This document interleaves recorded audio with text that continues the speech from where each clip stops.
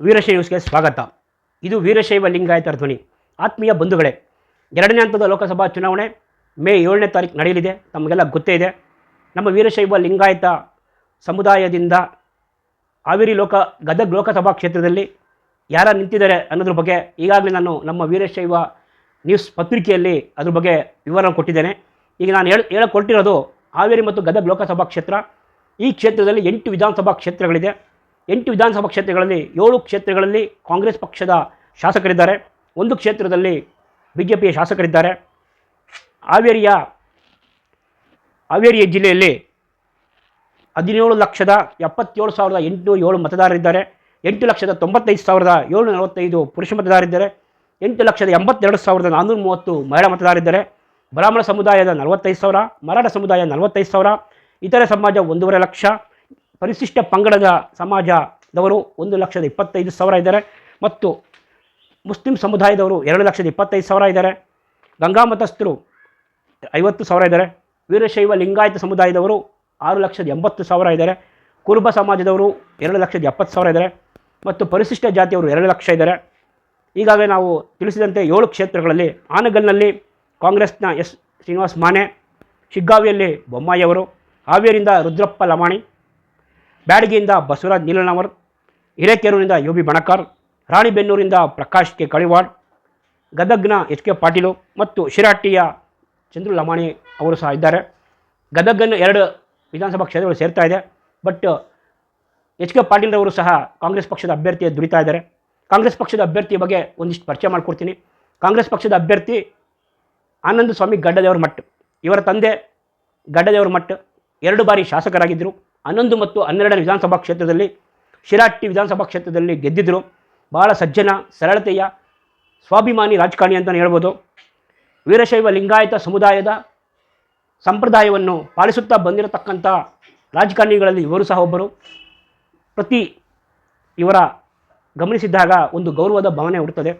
ಗಾಂಧಿ ಟೋಪಿ, ಹಣೆಯಲ್ಲಿ ಭಸ್ಮ, ಕಚ್ಚೆ ಪಂಚೆ ಮತ್ತು ಬಿಳಿ ಶರ್ಟನ್ನು ಧರಿಸ್ತಾ ಇದ್ದರು.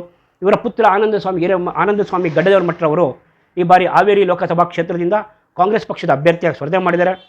ಇವರ ಪರವಾಗಿ UB ಬಣಕಾರ್ ಹಿರೇಕೆರೂರು ಶಾಸಕರು ಮತ್ತು ಇವತ್ತು UB ಬಣಕಾರ್ ಅವರ ಹುಟ್ಟುಹಬ್ಬ. ಅವರಿಗೆ ನಮ್ಮ ವೀರಶೈವ ನ್ಯೂಸ್ ಚಾನಲಿಂದ ಹುಟ್ಟುಹಬ್ಬ ಶುಭಾಶಯಗಳನ್ನು ತಿಳಿಸೋಣ. UB ಬಣಕಾರ್ ಅವರು ತಮ್ಮ ಹಿರೇಕೆರೂರಿನ ವಿಧಾನಸಭಾ ವ್ಯಾಪ್ತಿಯಲ್ಲಿ ಹಗಲು ರಾತ್ರಿ ಎಲ್ಲ ಗ್ರಾಮಗಳಿಗೂ ಭೇಟಿ ಕೊಟ್ಟು ಕಾಂಗ್ರೆಸ್ ಪಕ್ಷದ ಅಭ್ಯರ್ಥಿಯ ಗೆಲುವಿಗಾಗಿ ಹೋರಾಟ ನಡೆಸ್ಕೊಂಡು ಬಂದಿದ್ದಾರೆ. ಅವರ ಜೊತೆ ತಾಲೂಕು ನಾಯಕ ಸಮಾಜದ ಅಧ್ಯಕ್ಷರಾದಂಥ ಮಿಲಿಟರಿ ಮ್ಯಾನ್ ಆಂಜನೇಯವರು ಸಹ ಅವರ ತಂಡ ಅವರ ಜೊತೆಗಿದ್ದು ಕಾಂಗ್ರೆಸ್ ಪಕ್ಷದ ಅಭ್ಯರ್ಥಿಯ ಗೆಲುವಿಗಾಗಿ ದುಡಿತಾ ಇದ್ದಾರೆ.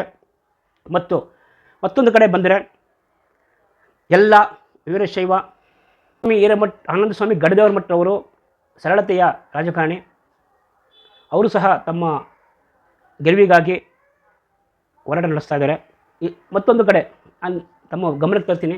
ಇವತ್ತು ಬಸವರಾಜ ಬೊಮ್ಮಾಯಿ ಶಿಗ್ಗಾವಿ ಕ್ಷೇತ್ರದಿಂದ 4 ಬಾರಿ ಶಾಸಕರಾಗಿದ್ದಂತಹ BJPಯ ಶಾಸಕ ಇವತ್ತು ಹಾವೇರಿ ಗದಗ ಲೋಕಸಭಾ ಕ್ಷೇತ್ರದ BJP ಅಭ್ಯರ್ಥಿಯಾಗಿದ್ದಾರೆ. ಬಸವರಾಜ ಬೊಮ್ಮಾಯಿ ತಮಗೆಲ್ಲ ಗೊತ್ತೇ ಇದೆ, 2 ಬಾರಿ MLC ಆಗಿದ್ದರು. ಅವರ ತಂದೆ ಬೊಮ್ಮಾಯಿಯವರು ಸಹ ಮುಖ್ಯಮಂತ್ರಿ ಆಗಿದ್ದರು ಮತ್ತು ದೇವೇಗೌಡರ ಸಚಿವ ಸಂಪುಟದಲ್ಲಿ ಕೇಂದ್ರದಲ್ಲಿ ಮಾನವ ಸಂಪನ್ಮೂಲ ಸಚಿವರಾಗಿದ್ದರು. ಬಸವರಾಜ ಬೊಮ್ಮಾಯಿಯವರು ಹೇಳುವಂತೆ, ಜನ ನಾವಲ್ಲ, ವೀರಶೈವ ಲಿಂಗಾಯತ ಸಮುದಾಯವರು ಹೇಳುವಂತೆ, ಬೆಣ್ಣೆಯಲ್ಲಿ ಕೂದಲು ತೆಗೆಯುವ ಚಾಣಾಕ್ಷ ರಾಜಕಾರಣಿ. ಯಾರಿಗೂ ಮುಂದೆ ಬಂದರೆ ಒದೆಯೋದಿಲ್ಲ. ರಾಜಕೀಯವಾಗಿ ಏನು ಮಾಡಬೇಕು ಎಲ್ಲ ತಂತ್ರಗಳನ್ನು ಬಳಸುತ್ತಾರೆ. ಆದರೆ ವೀರಶೈವ ಲಿಂಗಾಯತ ಸಮುದಾಯಕ್ಕೆ ಇವರ ಕೊಡುಗೆ ಏನು? ವೀರಶೈವ ಲಿಂಗಾಯತ ಸಮುದಾಯದಿಂದ ಆಯ್ಕೆಯಾಗಿ ಬಂದಿರುವ ಬಸವರಾಜ ಬೊಮ್ಮಾಯಿಯವರು ವೀರಶೈವ ಲಿಂಗಾಯತ ಸಮುದಾಯಕ್ಕೆ ಕೊಡುಗೆ ಶೂನ್ಯವಾಗಿದೆ ಅಂತ ಹೇಳಿ ಅಲ್ಲಿನ ನಮ್ಮ ಸಮಾಜದ ಬಾಂಧವರು ಹೇಳುತ್ತಿದ್ದಾರೆ. ಅವರ ಧ್ವನಿಯಾಗಿ ನಾನು ನಿಮಗೆ 1-2 ಪ್ರಶ್ನೆಗಳನ್ನು ಕೇಳಲು ಇಷ್ಟಪಡುತ್ತೇನೆ. ಬೊಮ್ಮಾಯಿಯವರೇ, ತಮ್ಮನ್ನು ನಾನು MLC ಆದಾಗಿಂದ ನೋಡ್ಕೊಂಡು ಬಂದಿದ್ದೇನೆ. ತಾವು JH ಪಟೇಲ್ರ ಅವಧಿಯಲ್ಲಿ ರಾಜಕೀಯ ಕಾರ್ಯದರ್ಶಿಯಾಗಿದ್ದಿರಿ, JDUನಲ್ಲಿದ್ದಿರಿ, ಜನತಾ ಪಕ್ಷದಲ್ಲಿದ್ದಿರಿ, ಆನಂತರ BJPಗೆ ಸೇರಿದ್ರಿ. BJPಗೆ ಸೇರಿ ಜಲಸಂಪನ್ಮೂಲ ಸಚಿವರಾಗಿದ್ದಿರಿ, ಗೃಹ ಸಚಿವರಾಗಿದ್ದಿರಿ. ಯಡಿಯೂರಪ್ಪನವರ ಕೃಪಕಟಾಕ್ಷದಿಂದ ಮುಖ್ಯಮಂತ್ರಿಯೂ ಆದ್ರಿ. ಆದರೆ ಯಡಿಯೂರಪ್ಪನವರು KJP ಪಕ್ಷ ಕಟ್ಕೊಂಡು ಹೋದಾಗ ತಾವು ಅವ್ರ ಹಿಂದೆ ಹೋಗಲಿಲ್ಲ. ತಮಗೆ ಬಿಟ್ಟಿರೋದು, ಅದು ತಮ್ಮ ಸ್ವಾಮಿನಿಷ್ಠನೋ ಪಕ್ಷನಿಷ್ಠನೋ ಇಲ್ಲ ತಮ್ಮ ವೈಯಕ್ತಿಕ ಇಷ್ಟವೋ ಗೊತ್ತಿಲ್ಲ, ಅದು ನಾವಿಲ್ಲಿ ಪ್ರಸ್ತಾಪ ಮಾಡೋಕ್ಕೆ ಹೋಗೋದಿಲ್ಲ. ಆದರೆ ನೀವು ಮುಖ್ಯಮಂತ್ರಿ ಆಗಿದ್ದಂಥ ಅವಧಿಯಲ್ಲಿ ಸತತವಾಗಿ 3 ವರ್ಷಗಳ ಕಾಲ ಕೂಡಲ ಸಂಗಮದ ಗುರು ಜಗದ್ಗುರು ಅಂತಲೇ ಕರೆಸಿಕೊಳ್ಳುವ ಜಯಮೃತ್ಯುಂಜಯ ಸ್ವಾಮಿಗಳು ಪಂಚಮಶಾಲಿ ಸಮುದಾಯಕ್ಕೆ 2A ಮೀಸಲಾತಿ ಕೊಡಿ ಅಂತೇಳಿ ಹೋರಾಟ ನಡೆಸಿದ್ರು, ಪ್ರತಿಭಟನೆ ಮಾಡಿದ್ರು, ತಮ್ಮನ್ನು ಭೇಟಿ ಮಾಡಿದರು. ಆಮೇಲೆ ಆ ನಂತರ ನಮ್ಮ ಮತ್ತೊಬ್ಬ ಖ್ಯಾತ ವಕೀಲರು BD ಹಿರೇಮಠ್ ಮತ್ತು ಬಳ್ಳಾರಿಯ ಕಲ್ಯಾಣ ಶ್ರೀಗಳವರ ನೇತೃತ್ವದಲ್ಲಿ ಸುಮಾರು 200 ದಿನಗಳ ಕಾಲ ಬೇಡ ಜಂಗಮರ ಸರ್ಟಿಫಿಕೇಟ್ ಕೊಡುವ ವಿಧಾನದಲ್ಲಿ ಸರಳೀಕರಣ ಮಾಡಿ ಸುಪ್ರೀಂ ಕೋರ್ಟ್ ಆದೇಶ ಪಾಲಿಸಿ ಅಂತೇಳಿ ಶಾಂತಿಯುತವಾಗಿ ಮೌನ ಪ್ರತಿಭಟನೆ ನಡೆಸಿದ್ರು. ಆದರೆ ತಾವು ಅದಕ್ಕೂ ಸ್ಪಂದಿಸಲಿಲ್ಲ. ಮಂಜುನಾಥ್ ಪ್ರಸಾದ್ ಎನ್ನುವ IAS ಅಧಿಕಾರಿ ನೇಮಕ ಮಾಡಿ ಕೊನೆಯಲ್ಲಿ ಮೂಗಿಗೆ ತುಪ್ಪ ಒರೆಸುವಂತೆ ಹಳೆಯ ಸುತ್ತೋಲೆಯನ್ನೇ ಮತ್ತೆ ಕೊಟ್ಟು ಜಂಗಮರನ್ನು ಯಾಮಾರಿಸಿದ್ರಿ ಬೊಮ್ಮಾಯಿ ಅವರೇ. ಇತ್ತ ಕಡೆ ತಾವು ಮುಖ್ಯಮಂತ್ರಿಯಾಗಿದ್ದ ಬೆಳಗಾವಿಯ ಅಧಿವೇಶನದಲ್ಲಿ ಕೊನೆಯ ಕ್ಯಾಬಿನೆಟ್ ಮೀಟಿಂಗ್ನಲ್ಲಿ ತಾವು ಒಂದು ಬಿಲ್ಲನ್ನು ಪಾಸ್ ಮಾಡ್ತೀರಾ. ಆ ಬಿಲ್ಲಿನ ಪ್ರಕಾರ ವೀರಶೈವ ಲಿಂಗಾಯತ 2D ಮತ್ತು ಒಕ್ಕಲಿಗ ಸಮುದಾಯ C ವರ್ಗ ಮಾಡಿದ್ದೇವೆ ಅಂತೇಳಿ ಅನೌನ್ಸ್ ಮಾಡ್ತೀರಾ. ತಮ್ಮಲ್ಲಿ ಸಲಹೆ ಕೊಡ್ತಿದ್ರಲ್ಲ ಮಾನ್ಯ ಕಾನೂನು ಸಚಿವ ದುರಹಂಕಾರಿ ಮಾಧುಸ್ವಾಮಿ ಅವರ ಹೇಳಿಕೆ ಅಂತ ತಾವು ಮಾಡ್ತೀರಾ. ಆದರೆ ಆ ನಂತರ ಅದನ್ನು ಮೂಲೆ ಗುಂಪು ಮಾಡ್ತೀರಾ. ಸುಮಾರು ದಿನಗಳಾಗುತ್ತೆ, 20-25 ದಿನಗಳ ನಂತರ ಒಬ್ಬ ರಾಘವೇಂದ್ರನ ವ್ಯಕ್ತಿ ಸ್ಟೇ ತರ್ತಾನೆ. ಆ ವ್ಯಕ್ತಿ ಯಾರು ಏನು ತಮಗೆ ಗೊತ್ತೇ ಇದೆ.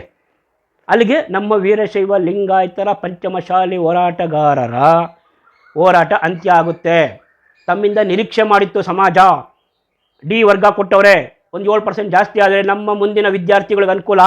ಆದರೆ ತಾವು ವೀರಶೈವ ಲಿಂಗಾಯತ ಸಮುದಾಯಕ್ಕೆ ದ್ರೋಹ ಬಗೆದಿದ್ದೀರಾ ಬಸವರಾಜ ಬೊಮ್ಮಾಯಿಯವರೇ. ಇವತ್ತು ವೀರಶೈವ ಲಿಂಗಾಯತ ಸಮುದಾಯ ತಮಗೆ ಯಾಕೆ ಮತ ಹಾಕಬೇಕು? ನಿಮ್ಮಿಂದ ಏನಾಗಿದೆ? ಎಷ್ಟು ವೀರಶೈವ ಲಿಂಗಾಯತರನ್ನ ಬೆಳೆಸಿದ್ದೀರಾ? ತಾವು CM ಆಗಿದ್ದಾಗ ನಿಮ್ಮ ಜಿಲ್ಲೆಯ ಹಲವಾರು ಮಠಾಧೀಶರುಗಳು ತಮ್ಮ ಬಳಿ ಬಂದು ಅನುದಾನ ಕೊಡಿ ಅಂತ ಹೇಳಿದ್ರು ಸಹ ನಾಟಕ ಮಾಡಿ ವಾಪಸ್ ಕಳಿಸಿದ್ದೀರಾ. ಅವರು ಸಹ ನೊಂದಿದ್ದಾರೆ. ಇವತ್ತು ಆ ಎಲ್ಲರ ನೊಂದ ಧ್ವನಿ ನನ್ನ ಮುಖಾಂತರ ತಮಗೆ ಕೇಳಲ್ಪಡ್ತಾ ಇದ್ದಾರೆ. ಇದು ನಮ್ಮ ಧ್ವನಿ ಅಲ್ಲ, ಅದು ವೀರಶೈವ ಲಿಂಗಾಯತರ ಧ್ವನಿ. ಅವರ ನೋವಿಗೆ ನಮ್ಮ ಚಾನಲ್ ಸ್ಪಂದಿಸಿದೆ ಹೊರತು ಇಲ್ಲಿ ನಮಗೂ ನಿಮಗೂ ಯಾವುದೇ ವೈಯಕ್ತಿಕವಾದ ದ್ವೇಷವಿಲ್ಲ, ವೈಯಕ್ತಿಕವಾದ ವ್ಯವಹಾರವಿಲ್ಲ. ತಮ್ಮನ್ನು ನಾನು MLC ಆದಾಗಿಂದ ಬಲ್ಲೆ. ತಾವು ಇವತ್ತೇನು ಹೇಳ್ಕೊಂಡಿದ್ದೀರಾ, ಏತ ನೀರಾವರಿ ಯೋಜನೆ ತಂದೆ, ಪ್ರತ್ಯೇಕ ಹಾಲು ಒಕ್ಕೂಟ ತಂದೆ, ಇಂಜಿನಿಯರಿಂಗ್ ಕಾಲೇಜ್ ತಂದೆ, ಮೆಡಿಕಲ್ ಕಾಲೇಜ್ ತಂದೆ ಅಂತ ಹೇಳಿದ್ದೀರಾ. ತಂದಿರಬಹುದು, ನಾವಿಲ್ಲ ಅಂತ ಹೇಳಲ್ಲ. ಆದರೆ ವೀರಶೈವ ಲಿಂಗಾಯತ ಸಮುದಾಯಕ್ಕೆ ನಿಮ್ಮ ಕೊಡುಗೆ ಏನು? ಆ ಕಾರಣದಿಂದ ವೀರಶೈವ ಲಿಂಗಾಯತರು ಈಗಾಗಲೇ ನಿರ್ಣಯ ಮಾಡಿದ್ದಾರೆ. ಮತದಾರ ನಿರ್ಣಯ ನಾವು ಯಾರು ಹೇಳೋಕ್ಕಾಗಲ್ಲ.